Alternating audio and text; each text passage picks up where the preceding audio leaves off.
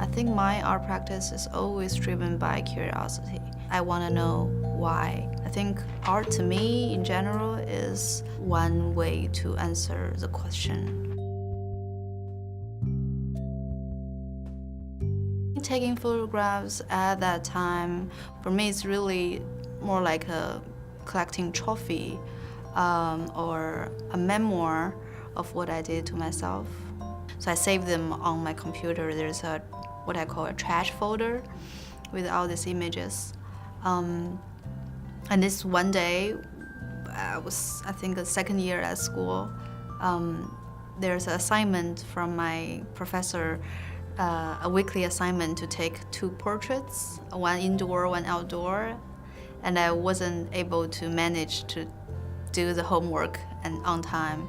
So I have no other way but to drag 2 images out from the trash folder. And to my surprise, my professor, he didn't say much because the photos don't reveal any wounds. It's just my face, blurry face, 2 blurry faces. And he didn't say much immediately, but after class, he stopped me and asked me quietly if I'm okay. And he just gradually opened me up. And so I began to share my trash folder images with him. I think at the end of my college year, he encouraged me to put together this whole body of work. And that made the bearable an art project.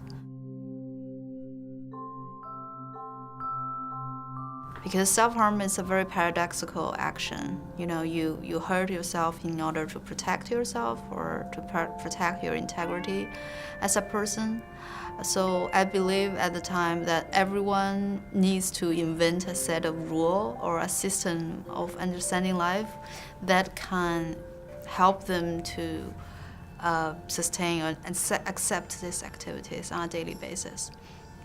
So in 2010, I think, okay, I had a rule. I had my own rule, and I want to go out and see what other people's rules are. And that's how I started making bees, which is in many ways about exchanging my stories with people who shared similar self-harm activities with me. So there was a couple of online groups, online communities, where we will share our knowledge on self-harm, and there will be some quite useful information such as how do you hide your scar during summertime, and people will offer advice to each other. And when I had this idea of building bees, I began to send emails to the group members. I think I sent out 200 letters and then received maybe around 50 responses, and among them I selected half of people, and I visit them in different cities. I think there are 7 different cities in China. Every time when I'm back in town, I'll go visit them again. If I'm not in town, we'll keep writing to each other, and that explains the textual parts of the bees project. I want to mention a phrase that in Chinese language is called 痛快. I feel very 痛快 means I feel like happier than being happy. And I love this expression because in my own knowledge, I think pain and happiness, they always accompany each other.